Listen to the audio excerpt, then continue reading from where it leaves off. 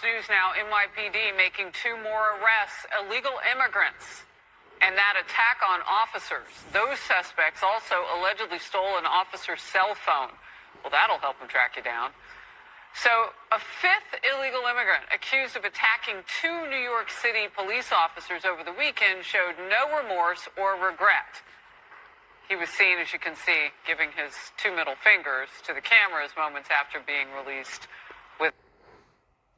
Hey, Shalom. First off, I want to start off by saying all praises, honor, and glory is due unto Yahweh by Hashem Yahushai, by Hashem Rakakadash. Also want to say double honors to the elders and apostles of Great Millstone, and peace and mercy to the hopeful elect, preaching his word in truth and sincerity. And brother Tazabah of the Great Millstone, Arizona camp. Lord will, with another video to edify, and I had to make a response to this. And what you got to understand is all these migrants coming in, a lot of them come from nations, especially those in South America, the tribes. They come from nations where they wasn't bred to be afraid of Esau. Right? They wasn't, not Esau, but they wasn't bred to be afraid of police. Right? In their countries, they'll jump an officer. It don't matter who he is. A lot of places around the world, except for these Edomite nations, right? People will literally jump the fucking police, go blow for blow. And even in some instances, the whole town will come together and put the dude to death. Right? So when they coming up here, right, and all this ill dealing that Esau's been doing, the Lord is bringing Jacob here to get busy, man. All right? They're not going to care. They're not going to feel afraid like Jake in America that were bred and conditioned into just fearing any type of retaliation against these Edomite cops, man. Right? A George Floyd situation, hop off with a Jorge, and you got a bunch of these migrants around. Oh, niggas ain't going to be recording. Right? They're going to be getting busy, and this is a beautiful time. And this builds perfectly into prophecy. I want to start off with this scripture because it was in my mind as I was thinking about it.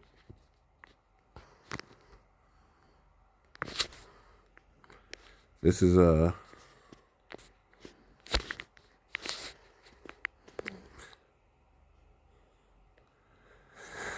Zechariah 13:9. It says, when I have bent Judah for me and filled the bow with Ephraim, and America's being filled with Ephraim right now, right? Just another fold to look at this scripture in, right? You got a lot of the northern kingdom coming up here, and man, America, like they've been keep saying, it's an invasion.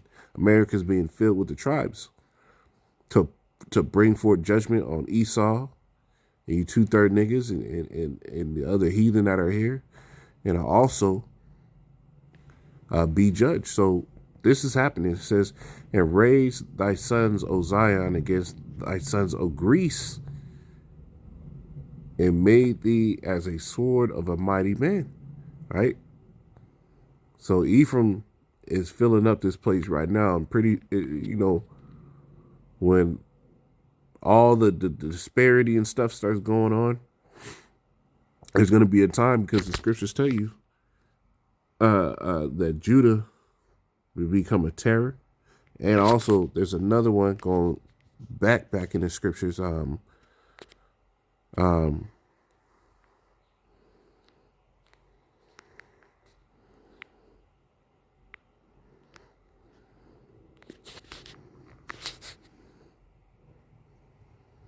This is Genesis 49:8. It says, Judah, thou art he whom thy brethren shall praise. Thy hand shall be in the neck of thine enemies.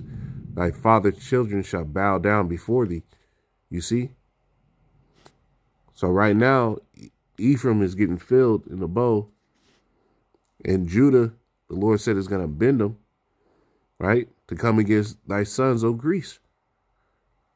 So at some point, after Ephraim's getting his thing done, the northern kingdom, the so-called Latinos, Native Americans, Seminole Indians, after they're done getting getting their licks in, and they start, catching their hell. Well, then you got Judah. That at some point the Lord is going to rise up, and that's when you're going to see some real power out here in these streets, man. But as far as all these immigrants coming up here not being afraid of these police, well, that's Second Ezra's. Let me see.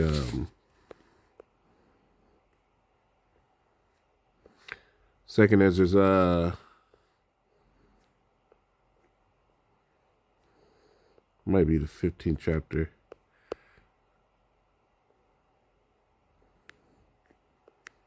Yeah, I think it's 15th.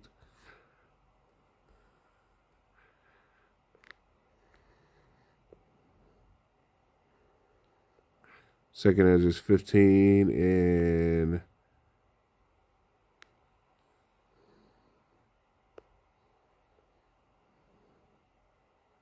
yeah. Second Ezra's 15 and 14, it says, woe unto them that woe unto the world and them that dwell therein, for the sword and their destruction draweth nigh, and one people shall stand up and fight against another, and swords in their hands. All right, so you seeing all these immigrants come up here, man, they're gonna get busy, man. They gonna get busy, man. And a lot of these foreign troops, there was another video. Let me see if I can grab it real quick. The number of migrants arriving at the southern border is unprecedented. Last year, U.S. Customs and Border Protection recorded 2.5 million instances of detaining or turning away people attempting to cross into the United States from Mexico. So what's the fastest growing group among them? Chinese migrants. Yes, you heard that right, Chinese. We saw large groups, including many from the middle class, come through a 4-foot gap at the end of a border fence 60 miles east of San Diego. The elite. You see? So you even got foreign troops getting into this. This is prophecy, man. One people shall stand up and fight against another. Man, it's about to be all hell out here. This is for their, verse 16. Says, for there shall be sedition among men and invading one another.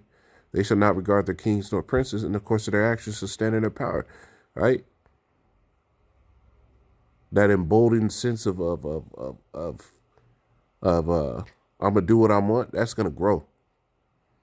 That spirit of enough is enough. Jake is Jake. That's building up in Jake. That's gonna grow. Right? And through that spirit that's getting riled up in the people, America is gonna be just overthrown and overran. And it's going to be all through the spirit of the Lord, man. This place is being invaded. This place is getting ready to be brought down. Right? Tribulation. The scriptures say tribulation and anguish. So let's get that.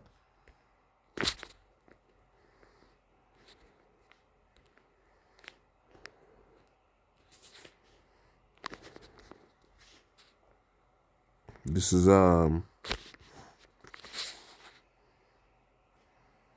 Second Ezra 16 and 19. It says, behold, famine and plague, tribulation and anguish are sent as scourges for amendment. This is being stoked for the purpose of prophecy. People are being brought here for the purpose of prophecy to come pass. Right? This place has been delicate for too long. They've trusted in wickedness for too long. They trusted in the sense of peace here. So the Lord is chauffeuring in these nations here that have seen a lack of peace in their nations, that know what living through a coup looks and feels like, that know how it is to actually have to get down to be able to survive a night. And they being brought up here to these weak-minded, right, tender-hearted, effeminate, reprobate people in order to bring forth a scourge for amendment. Verse 20 says, but for all these things they shall not turn from their wickedness, nor be always mindful of the scourges. Right? We're in a time where they're not going to turn for their wickedness, man. So the judgment that's going to go forth even more is going to be outstanding, man. This is Matthew 24:6, it says, "For and ye shall have wars and rumors of wars. See that ye be not troubled, for all these things must come to pass, but the end is not yet. For nation shall rise against nation." Well, we're getting ready to see that, even within the borders of America. All the mingled people that are here, right? Let me see if I can get that scripture.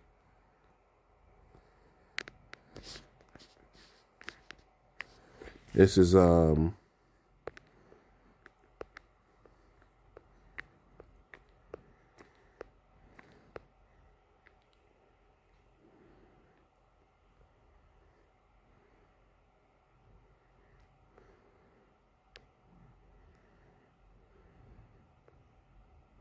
Jeremiah 25:20 says, "And all the mingled people, and all the kings of the land of Uz, and all the kings of the Philistines, and the Escolites, and Azaz, and Ekron."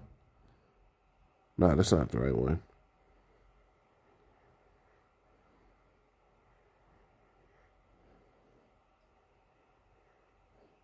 Yeah, I think it's Jeremiah 50. Yeah, Jeremiah 50:37. "A sword is upon their horses, and upon their chariots, and upon all the mingled people that are in the midst of her, and they shall become as women. A sword is upon her treasure, and they shall be robbed." Right? So this in America is a place of mingled people. You got people from everywhere sitting in this place. It's a cesspool of wickedness and idolatry. So when you have all these things mixing and mingling together, right? All these ideologies, all this thought pattern. Well, there's going to be an event that comes soon where the scriptures say every man shall flee unto his own people. Well, that divide is going to come, right? That divide is going to come, and then we're going to see how it really gets out here. But back in Matthew 24:7, it says, For nation shall rise against nation, and kingdom against kingdom, and there shall be famines and pestilences and earthquakes in diverse places. All these are the beginning of sorrows. This is just the beginning, man.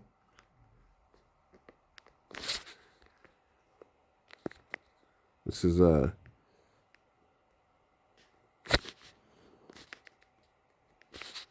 is Luke 21 and 25. It says, "And there shall be signs in the sun and the moon, and in the stars upon earth, distressing nations with perplexity. The sea and the waves roaring. Men's hearts failing up for fear, and for looking after those things which are come up on the earth." When you see these migrants that are used to seeing people get their heads chopped off and gutted in the damn street, and they start bringing that spirit up over here, right? That's going to cause terror to a lot of people, right? It says, "For the powers of heaven shall be shaken," and those powers of heaven that are going to be shaken is talking about in the time of those missiles going off, right? The thermonuclear missiles, intercontinental ballistic missiles, right? That's when these powers of heaven, these ruling powers, are going to be shaken, right? And after that, it says, "And then shall the Son of Man, then shall they see the Son of Man coming in a cloud with power and great glory." And that's when we're waiting for this deliverance. But what's getting prepared through all these migrants coming in is simply prophecy, because they man, hey, in all actuality, man, all these migrants coming up, we need this, man. These niggas is gonna get some shit popping, man. But Lord willing is to edify them, say, call halal, Yahweh, Ba'ashem, Yahweh Shai, Ba'ashem Rakakadash, double honors to the elders and apostles of Great Millstone, and peace, mercy to hopeful elect, preaching this word of truth and sincerity. Brothers, get ready to step in the fire, man. You got to be the holy children now. Shalom.